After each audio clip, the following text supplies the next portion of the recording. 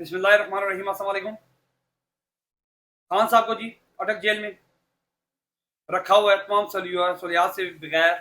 सी class में अभी तक रखा हुआ है।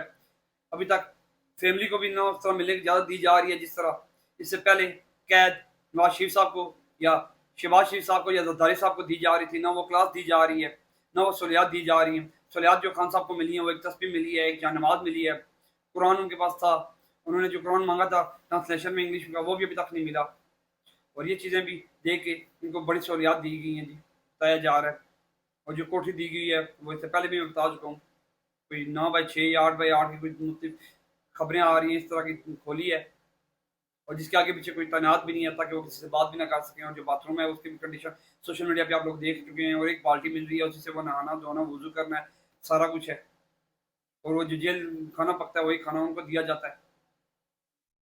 हालांकि वज़ीर आज़म इमरान खान इस मुल्क के एक्स वज़ीर आज़म है, सबका वज़ीर आज़म रहे हैं, उनको जो क्लास मिलनी चाहिए वो एक क्लास मिलनी चाहिए। लेकिन इस मुल्क में तो जिनकी चलती है उन्हीं की चलती है, और उन्हीं की तरफ जब तक इजाज़त नहीं होगी खान साहब को सहूलियात भी नहीं मिलेंगी।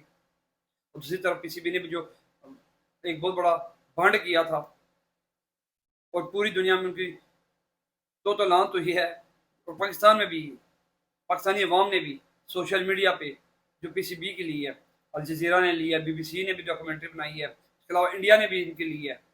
तो उसके बाद इन्होंने एक और वीडियो रिलीज़ कर दी जिसमें इमरान खान को दिखाया गया है वर्ल्ड कप की आखिरी ओवर करवाते, आखिरी बॉल करवाते हुए रमीज़ादा जिस पर कैच लिया था। और उसके अलावा अब खान साहब को उस वीडियो में डालकर तो जी ये पेश की जा रही है कि इससे पहले जो हमने वीडियो बनाई थी उस वीडियो में स्पेस कम थी, जगह कम थी, इस वजह से खान साहब को नहीं डाल सके। तो उसमें बांग्लादेश की वज़ीर आज़म को दिखाया जा सकता है, हमारी एक्स वज़ीर आज़म जो बेनज़ीर भुट्टो हैं जो श्रीलंका को वर्ल्ड कप जीतने पे ट्रॉफी दे रही थी वो दिखाया जा सकता है। इसमें बाकी और तमाम हमारे हीरोज़ को दिखाया जा सकता है, लेकिन उसमें खान साहब को नहीं दिखाया जा रहा। खैर उन्होंने रिलीज़ कर दिया, 100 गंडे भी खाए 100 जूते भी, वही हिसाब है इनका पीसीबी का। अब खैर आ गया जी। और उसके अलावा जी जुमेरात को हम काबीना ने अलग भी उठाया है, हमारे नए वज़ीर आज़म साहब जो उन्होंने 14 अगस्त पे अलग भी उठाया था, उनकी जो काबीना है उनके जो नाम है 19 अरकान के वो कुछ इस तरह हैं जी कि इनमें सरफराज भुट्टी साहब हैं, जलील अब्बास जिलानी साहब हैं, शमशाद अख्तर साहब हैं, जनरल रिटायर अनवर अली हैदर साहब हैं, मुर्तज़ा सोलंकी साहब हैं, समी शहीद साहब हैं, शायद अशरफ तारड़, अहमद अरफान असलम, महमूद अली गौर एजाज, उमर सैफ, नदीम जान, खलील जाट और जमाल शाह और मदद अली शाह बतौर वजीर, जबकि एयर मार्शल रिटायर जो हैं फर्रुख हुसैन खान साहब, अखत खान चीमा साहब और वकार मसूद खान साहब मशीर शामिल हुए हैं। इसमें नून लीग को भी हिस्सा मिला है, इसमें पीपल्स पार्टी को भी हिस्सा मिला है, और पीडीएम की और बाकी जमातों की जो जो 13-14 जमातों का टोला था उनको भी हिस्सा मिल गया। और अब जो इलेक्शन है, मैंने इससे पहले भी कहा था कि इलेक्शन होते हुए नज़र नहीं आ रहे, और इन्होंने इलेक्शन करवाने भी नहीं है। और ये आप जितना भी डिले करेंगे ये अपने पाँव पे खुद कुल्हाड़ी मारेंगे। अगर ये साल 2 साल लेट भी करते हैं तो इस टाइम जो माशी सूरत हाल है, सियासी सूरत हाल को साइड पर रखते हैं, जो माशी सूरत हाल है ये इस काबीना से कंट्रोल नहीं होनी। जितनी मर्जी आप ट्राई कर लें, जितनी मर्जी आप दोस्त ममालिक से कह लें, इवन के अमेरिका ने भी जी बयान दे दिया जी कि अमेरिकन जो वज़ीर ख़ारजा थे, महकमा ख़ारजा थे, उन्होंने कहा जी कि पाकिस्तान के निगरान वज़ीर आज़म और इनकी टीम के साथ काम करने को तैयार हैं, बिलखसूस ऐसे मौके पर जब वो इंतख़ाबात की तैयारी करने जा रहे हैं। अमेरिका ने तो इंडिया दे दिया है कि आप लोगों के साथ देंगे, क्या देंगे, वही जो आपको थोड़ा बहुत डॉलर मिलते हैं वो डॉलर मिलेंगे, और इन्होंने आपको यूज़ करना है, अपने एजेंट्स भेजने, वहाँ पे फिर वही कार्रवाइयाँ होनी हैं। आपने अपने पड़ोसी मुल्कों के साथ फिर रब्ता ख़राब करना है, चाइना के साथ रब्ता ख़राब करना है, ईरान के साथ अपने अपने ताल्लुकात दोबारा ख़राब कर रहे हैं। जो सफारती महाज पे खान के होते हुए दुनिया ने हमें रिकगनाइज करना शुरू किया था वो फिर हम बैक फुट पे चले जाएंगे। हम अपने पाँव पे कब खड़े होंगे महंगाई के इस दौर में, जब हर चीज़ ऑलरेडी महंगी थी। अब इस पे एक पेट्रोल पंप भी गिरा दिया, अराउंड 20 रुपये पेट्रोल आपने बढ़ा दिया। उसके अलावा आपके साथ साथ ये देखें कि हर चीज़ महंगी होती जाएगी, घी, चावल, चीनी, आटा। इससे पहले भी आप शरह देख लें वो तकरीबन 40% से ऊपर की थी।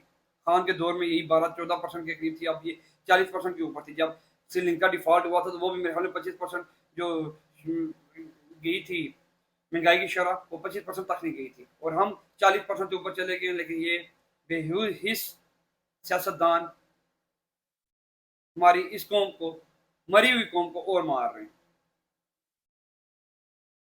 میں ایک سوشل میڈیا پہ بھی ویڈیو دیکھ رہا تھا کہ ایک عورت بجلی کے دفتر میں گئی اور اس نے کہا جی میرا یہ 30-32 ہزار بجلی کا بل آ گیا ہے، میرا تو ایک پنکھا اور ایک دو بلب جلتے ہیں گھر میں. تو ایس ڈی او بھی اس کے ساتھ بدتمیزی کر رہا تھا، اس سے کہا تھا بجلی کٹوا دے، چال نکل لیا، اس سے بدتمیزی کر رہا تھا. اور وہ کہہ رہی تھی میری تو کوئی سورس آف انکم بھی نہیں ہے. یہی حساب اب ہر ایک پاکستانی کا، جو مڈل کلاس پاکستانی تھا اس کا جینا محال ہو چکا ہے. اور یہ پیچھے پڑے ہوئے ہیں خان کے ایک ایماندار. خان کے پیچھے پڑنے پہ ایک واقعہ مجھے ذہن میں آیا ہوا ہے، وہ میں آپ کو سناتا ہوں. آپ نے اکثر سنا بھی ہوا ہوگا کہ کسی گاؤں میں ایک بستی میں ایک اس کے ساتھ ایک دریا لگتا تھا، اس کا بند ٹوٹ گیا تو دریا کو بند باندھنے کے لیے تمام جتنے بھی مرد حضرات تھے وہ چلے گئے جی بند باندھنے کے لیے. اسی رات ڈاکو نے اس بستی پر حملہ کر دیا اور بستی میں لوٹ مار شروع کر دی. تو دیکھا تو کوئی بھی مرد حضرات وہاں پہ موجود نہیں تھا، تو انہوں نے ان کی اسنوں کا بھی تاتار کرنا شروع کر دیا. اسی اسنا میں ایک ڈاکو ایک گھر کی طرف لپکا اور گھر کا دروازہ توڑا، اور توڑ دیکھا کہ اندر کی عورت بیٹھی ہوئی تھی.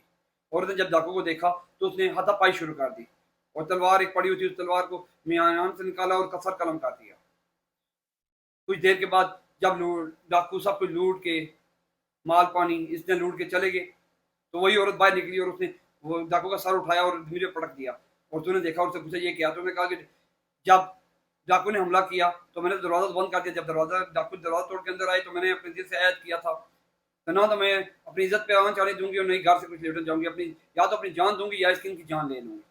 تو ایک ڈاکو آیا تھا تو میں نے اس کے ساتھ لڑائی کی، ہاتھا پائی ہوئی، اور اسی ہاتھا پائی میں نے اس کا سر قلم کر دیا.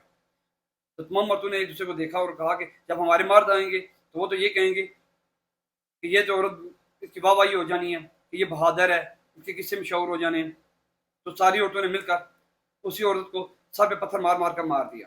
جب مرد حضرات واپس آئے تو انہوں نے دیکھا کہ بستی تو پوری لٹ پھٹ چکی ہے.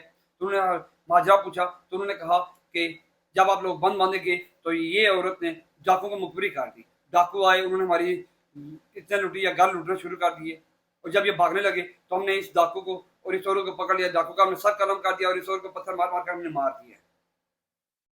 وہی صاحب اس امپورٹنٹ حکومت جو گزر چکی ہے، 13-14 پارٹیوں کا ٹولہ اور جو ٹی آئی سے بھی لادہ ہوئے ہیں، ان بندوں کا یہی حال ہے.